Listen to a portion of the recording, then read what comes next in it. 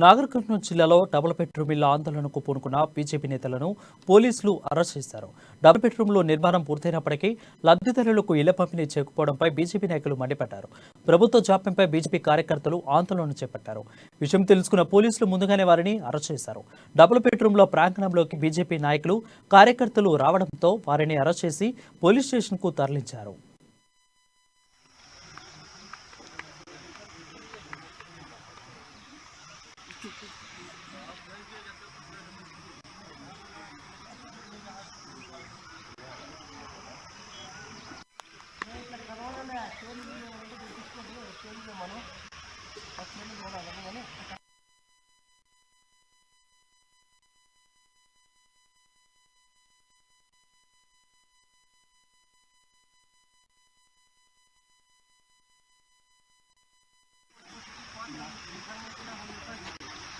ఈరోజు నాగర్ కర్నూలు నియోజకవర్గ కేంద్రంలో మహాయజ్ఞం చేయాలని చెప్పి ఒక కార్యక్రమాన్ని పిలిపివ్వడం జరిగింది.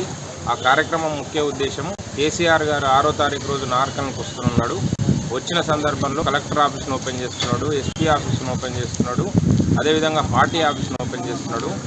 మేము దాంట్లో భాగంగా ఆ కేసీఆర్ గారి బంగారు చేతులతోటి నిరుపేదలకు ఏదైతే డబుల్ బెడ్రూమ్ ఇల్లు నిర్మాణం చేసిండ్రో వాటిని కూడా ప్రారంభించాలని చెప్పి వారికి ఒక సద్బుద్ధి కలగాలని చెప్పి ఒక మహాయజ్ఞం కార్యక్రమాన్ని శాంతియుతంగా డబుల్ బెడ్రూమ్ ప్రాంగణం లోపల మేము డిజైన్ చేసినాము.